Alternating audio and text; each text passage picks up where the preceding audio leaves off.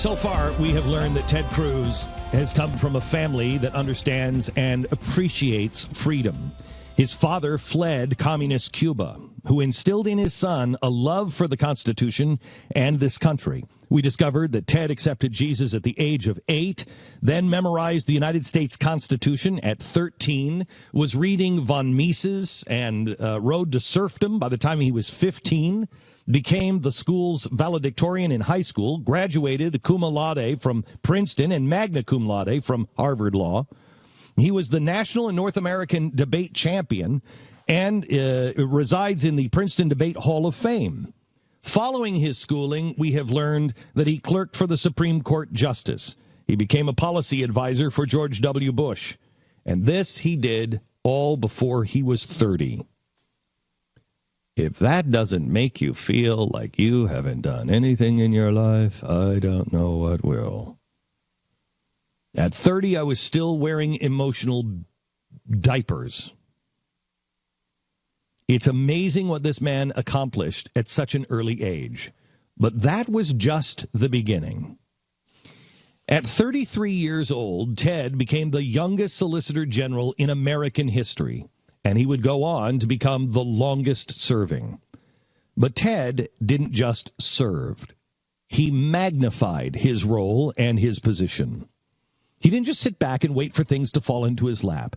Cruz sought out conservative constitutional causes that he believed in, and then ferociously fought for them in court. Oh, and by the way, he won. In fact, virtually every single time. Cruz authored 70 United States Supreme Court briefs and presented 43 oral arguments, including 9 before the United States Supreme Court. His record of having argued before the Supreme Court 9 times is more than any practicing lawyer in all of Texas or any current member of Congress. Cruz took on and won some of the biggest and most cases that have been decided by the courts in decades. In the huge Second Amendment case, District of Columbia versus Heller, the one that has changed everything for your right to carry a gun, he drafted the amicus brief that was signed by the Attorney General of 31 different states, which said that the D.C. handgun ban should be struck down as infringing upon the Second Amendment right to keep and bear arms. It was. Cruz also presented the oral argument. Do you remember back in 2004 when renowned atheist activist Michael Newdow sued on behalf of his daughter to stop schools from reciting the Pledge of Allegiance because of the one phrase, "One nation under God," was in it? For months, the pledge was not allowed in 9 separate Western states. It was Ted Cruz who wrote the brief on behalf of all 50 states in the Elk Grove Unified School District versus Newdow. He argued that the plaintiff didn't have any standing to file suit on behalf of his daughter. The Supreme Court upheld the position of Cruz's belief. He won again. Ted then successfully defended the constitutionality of the 10 Commandments monument on the Texas State Capitol grounds before the Fifth Circuit Court and the U.S. Supreme Court, winning yet again. Then there was the Medellin case, Medellin versus Texas.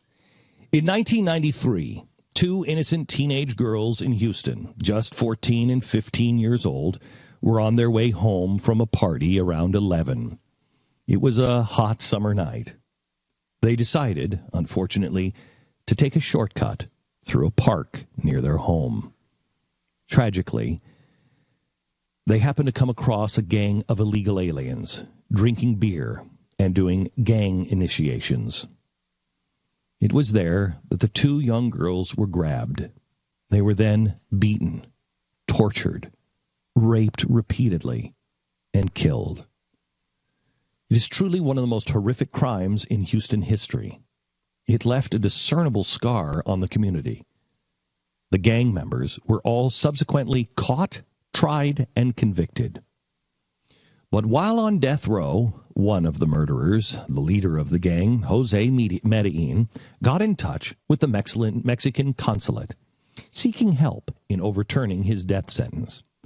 The Mexican consulate got in touch with the then U.S. President George W. Bush, who sided with Mexico against the state of Texas, against the girls in George Bush's home state.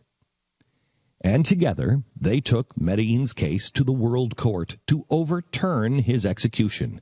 George Bush and Mexico in the World Court. The international courts ruled against Texas and stayed his execution. Texas didn't know what to do. And then they remembered Ted Cruz. They turned to the Solicitor General Ted Cruz. He appeared before the U.S. Supreme Court, this time to plead Texas case. Cruz again, knowing the Constitution, fighting for the Constitution, successfully defended the Constitution, and Texas won its case. In a 6-3 decision, the Supreme Court ruled that International Court of Justice decisions were not binding in any domestic law, and that the president had no power to enforce them.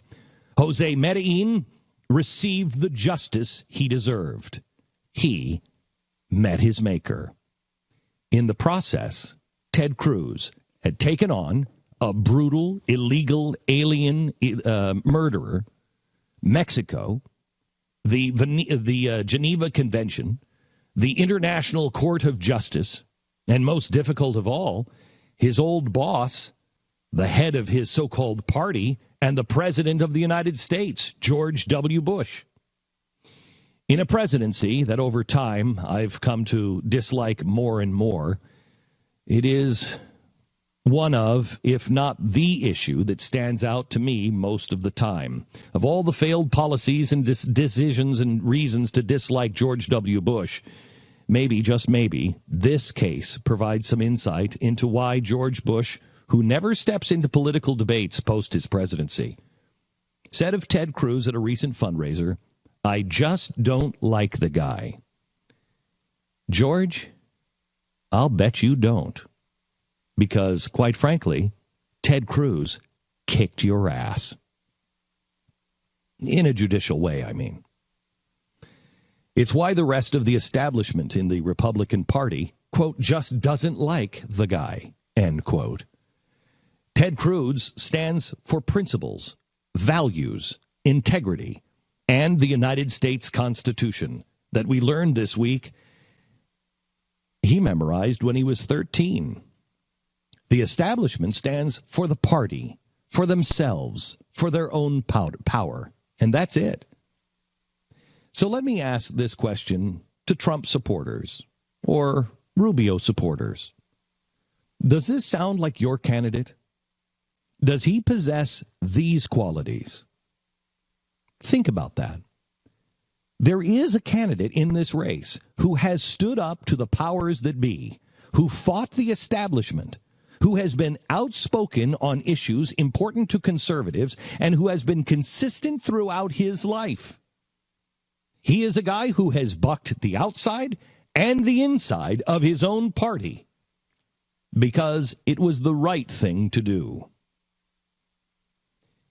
It's a little bit like the American David and Goliath story.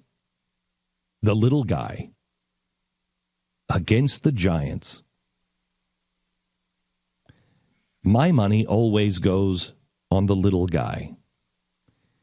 As long as that little guy knows exactly who he is and looks at the king and says, I don't need any of this armor. It will only slow me down. I know who I am. And I know who I serve. And that's why I know I'll win. But will he? Will the American people see him for who he truly is? Will the American people who really picked up his story where we pick it up tomorrow, will the American people be smart enough to look into his past? While everyone else says, my past is irrelevant, the supporters of Ted Cruz say, you can't really know a man unless you understand his past.